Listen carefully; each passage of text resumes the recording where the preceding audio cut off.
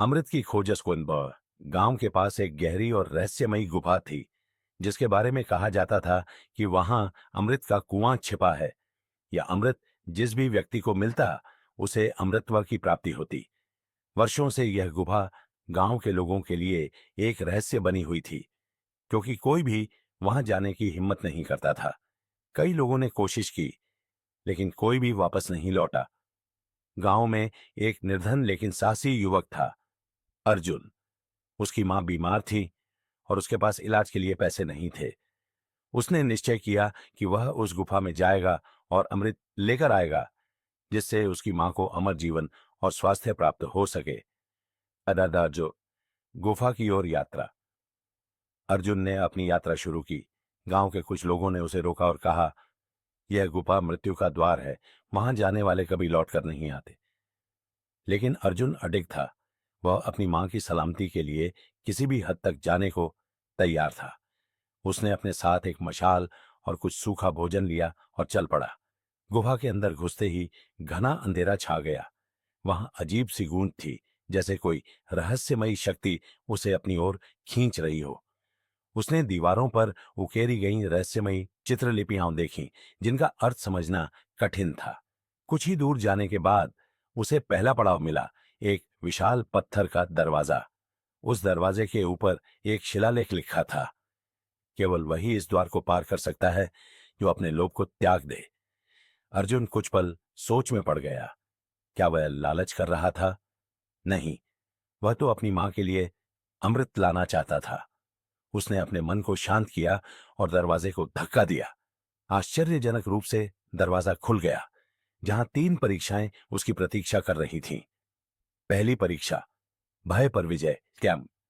अर्जुन के सामने अचानक एक भयानक राक्षस प्रकट हुआ, जिसने कहा, यदि तुम मुझसे हार गए तो यहीं के यहीं समाप्त हो जाओगे।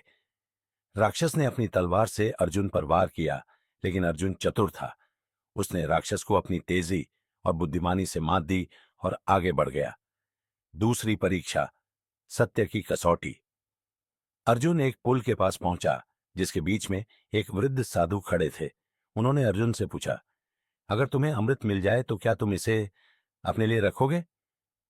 अर्जुन ने निसंकोच कहा, नहीं, मैं यह अमृत अपनी मां के लिए लूंगा। साधु मुस्कुराए और पुल पार करने का संकेत दिया। तीसरी परीक्षा, बलिदान की भावना।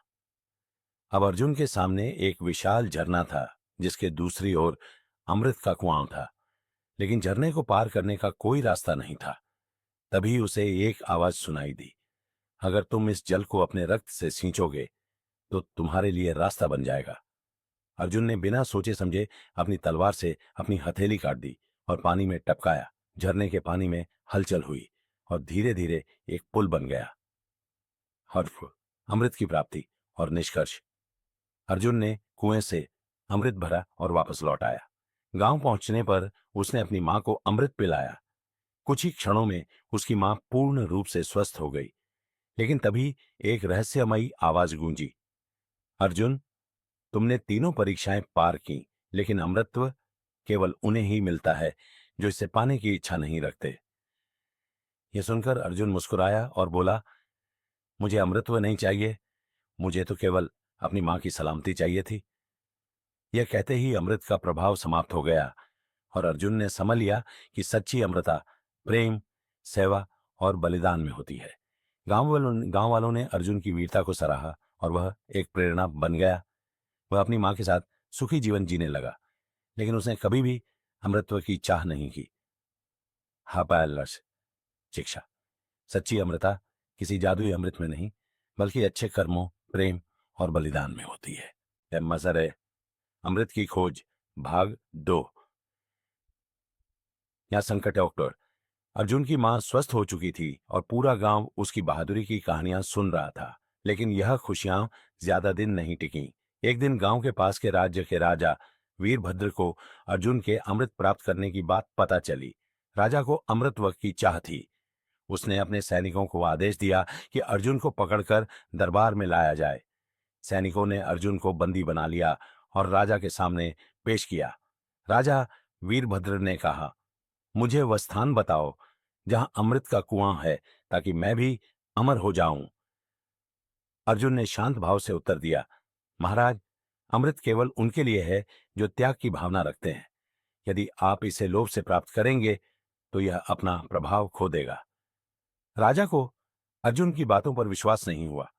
उसने क्रोध में आकर उसे कालकोठरी में डाल दिया और उसे धमकी दी कि अगर उसने सच नहीं बताया तो उसे मृत्यु दंड दिया जाएगा। कुछ एक गुप्त योजना। कालकोठरी में अर्जुन ने गुफा की परीक्षाओं के बारे में सोचा। उसे पता था कि यदि राजा लोभ और अहंकार के साथ गुफा में प्रवेश करेगा तो वह नष्ट हो जाएगा। एक रात अर्जुन के कुछ मित्र, जो सैनिक थे, चोरी छिपे उसकी मदद करने आए। उन्होंने कहा, अर्जुन, हम तुम्हें यहां से बाहर निकाल सकते हैं। लेकिन अर्जुन मुस्कुराया और बोला, नहीं, मुझे राजा को उसकी भूल का एहसास करवाना होगा। अर्जुन ने राजा के पास जाकर कहा, महाराज, मैं आपको गुफा तक ले चलूंगा, लेकिन आपको मेरे कहे अनुसार चलना होगा। राजा मान गया और अपनी सेना के साथ गुफा की ओर निकल पड़ा। प्रकोप। गुफा के द्वार पर पहुंचते ही राजा ने अर्जुन को धक्का देकर आगे बढ़ा दिया और स्वयं प्रवेश कर गया। लेकिन जैसे ही उसने अमृत के कुएं को देखा, वहां की शक्ति जाग गई। गुफा की दीवारों से आग की लपटें उठने लगीं। राजा के चारों ओर अंधेरा छाने लगा और एक रहस्यमयी आवाज गूंजी, जो लोभ में अंधे हैं वे यहां नष्ट हो जाते हैं। राजा घबरा गया और अमृत के कुएं की ओर भागा। लेकिन जैसे ही उसने पानी को छूने की कोशिश की, कुएं का जल वाष्प बनकर उड़ गया। राजा जमीन पर गिर पड़ा और गुफा की दीवारें हिलने लगीं। अर्जुन ने देखा कि राजा पछता रहा था। उसने कहा, महाराज, अमृत शक्ति नहीं बल्कि परीक्षा है। आपको अब भी अवसर है, त्याग की राह अपनाइए। राजा को अपनी गलती का एहसास हुआ। उसने अर्जुन से माफी मांगी और प्रतिज्ञा की कि अब वह लोभ छोड़कर अपनी प्रजा के लिए न्यायपूर्वक शासन करेगा। आमदफ लल्लर। अर्जुन की महानता। राजा ने अर्जुन को सम्मानित किया और उसे अपना राजगुरु बना लिया। गांव में अर्जुन की बुद्धिमानी और वीरता की प्रशंसा होने लगी। लेकिन अर्जुन ने सत्ता और सम्मान को स्वीकार नहीं किया। उसने कहा, मेरा उद्देश्य केवल सच्चाई को साबित करना था, न कि अमृतत्व या शक्ति प्राप्त करना। मेरी अमरता मेरे कर्मों में है। इसके बाद अर्जुन एक शिक्षक बनकर पूरे राज्य में ज्ञान और सेवा का संदेश फैलाने लगा। शब्दन्वय। शिक्षा। लोभ विनाश का कारण बनता है और सच्चा अमृतत्व हमारे अच्छे कर्मों में होता है। चरी अमृत की खोज, भाग 3। मान्य निलरा नए खतरे की आहट राजा वीरभद्र अब एक न्यायप्रिय और विनम्र शासक बन चुका था। अर्जुन की बुद्धिमानी और साहस ने उसे एक आदर्श बना दिया था। लेकिन उनकी शांति अधिक दिनों तक नहीं रह पाई। एक दिन पड़ोसी राज्य का क्रूर राजा रुद्रसेन चिल्लासम यह खबर सुनता है कि वीरभद्र के राज्य में एक युवक ने अमृत प्राप्त किया था। उसकी आंखों में लालच की चमक आ गई। उसने सोचा, अगर मैं अमृत प्राप्त कर लूं तो पूरी दुनिया पर शासन कर सकता हूं। रुद्रसेन ने अपनी विशाल सेना को इकट्ठा किया और वीरभद्र के राज्य पर आक्रमण करने की तैयारी की। मतलब युद्ध की तैयारी। राजा वीरभद्र ने तुरंत अर्जुन को बुलाया और कहा, हमारे पास लड़ने के लिए बहुत कम सेना है, लेकिन हमें अपने राज्य की रक्षा करनी होगी। हमें एक योजना बनानी होगी। अर्जुन ने मुस्कुराते हुए कहा, महाराज, युद्ध केवल शक्ति से नहीं बल्कि बुद्धिमानी से जीता जाता है। हमें रुद्रसेन को हराने के लिए कोई विशेष उपाय करना होगा। अर्जुन ने एक गुप्त योजना बनाई। उसने गुफा की परीक्षाओं का उपयोग करके शत्रु को पराजित करने का निश्चय किया। हबाव रुद्रसेन का लालच।